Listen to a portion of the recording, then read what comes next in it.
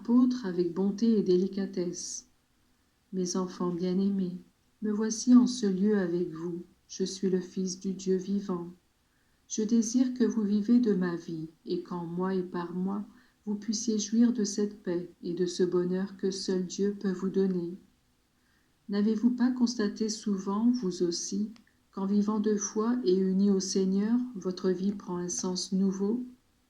Et ne voyez-vous pas mieux chaque jour que ceux qui abandonnent Dieu se trouvent comme en une mer d'ennui qui leur ôte la paix? Mes enfants, je vous veux comme plongés dans mon cœur, fournaise ardente de charité, car je veux que vous goûtiez la joie d'être à moi. Quand un enfant repose sur le cœur de son père, il n'a aucun souci, si ce n'est celui de faire sa volonté en mettant en pratique ses conseils. C'est cela que vous devez faire, vous, et quand bien même dehors il ferait de l'orage, vous devez rester tranquille, parce qu'il y a moi qui veille sur vous et qui vous garde. Aujourd'hui, alors que l'on rappelle celui qui me prépara le chemin et m'envoya comme l'agneau de Dieu qui enlève les péchés du monde, je désire vous confier une tâche extrêmement importante. De vous, j'attends une œuvre d'apostolat merveilleuse. Il y a des péchés qui blessent Dieu directement et causent aux familles et à la société d'innombrables dommages. Je vous en signale deux, le blasphème et la négligence du précepte dominical. Je vous envoie comme des héros dans le monde pour que vous m'aidiez à éliminer ces maux. On blasphème partout, mes enfants. On donne peu d'importance à ce péché qui blesse mon cœur. Petit et grand blasphème jusqu'à se vanter de prononcer les paroles les plus ignominieuses, jusqu'à s'y complaire et affirmer que leurs enfants sont devenus des hommes, parce que désormais ils savent blasphémer. C'est le langage du démon qui souille et profane les langues sur lesquelles maintes fois s'est posée l'hostie, ma chair et mon sang. Mes enfants, si je veux vous faire une promesse qui avec certitude se réalise continuellement, c'est la suivante. Moi je bénis avec largesse, et je ne laisse manquer ni le secours ni la providence à ces familles au sein desquelles le saint nom de Dieu est loué, aimé et honoré.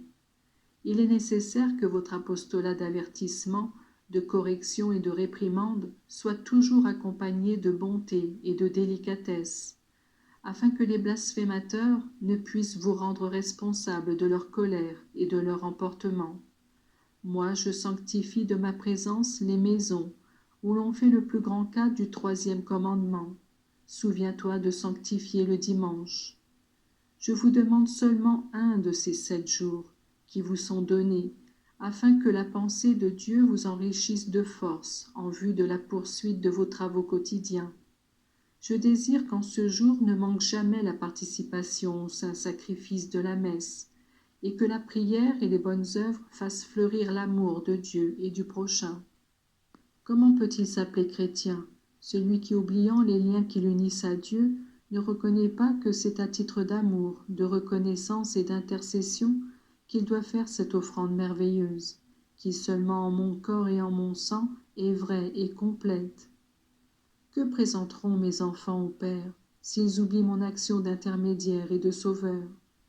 Sachez qu'il n'y ait pas d'œuvre si bonne et si grande soit-elle qui puisse remplacer la messe du dimanche. C'est une force, une puissance, une aide et une richesse que vous avez à portée de main et que beaucoup négligent. Les apôtres de la messe dominicale seront regardés par moi avec une particulière bienveillance. Dans ce nombre sont compris aussi les prêtres qui, continuellement, insistent sur le devoir de participer avec foi et amour au saint sacrifice.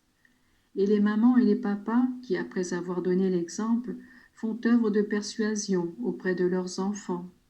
Ils ne craignent pas de heurter ou d'essuyer des refus. Votre devoir, chers parents, est de ne pas être comme des chiens muets, même si vous ne devez pas oublier d'user de bonté et de charité.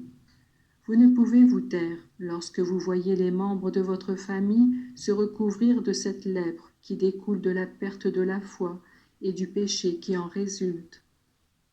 Les apôtres de la messe peuvent être aussi les éducateurs. Qu'ils demandent par exemple aux jeunes qui leur sont confiés de parler du passage de l'Évangile écouté le dimanche, et qu'avec eux, ils en fassent un sujet de commentaire et d'instruction. Je m'adresse aussi aux infirmiers, afin qu'ils aident les malades à comprendre comment leur douleur et leur maladie peuvent les aider à se sanctifier et devenir leur messe. Même aux petits enfants, il est nécessaire de parler de la messe, car lorsqu'on a compris la nécessité et la grandeur de ce mystère, tout devient plus beau et plus désirable. Aujourd'hui, fête de Jean le Précurseur, puissiez-vous, tous persuadés de la beauté de la messe et faisant communion avec moi, porter dans le monde la connaissance des droits de Dieu sur les hommes et les devoirs de ceux-ci à l'égard de Dieu. Maintenant, je vous bénis, à tous, mon cœur et ma grâce.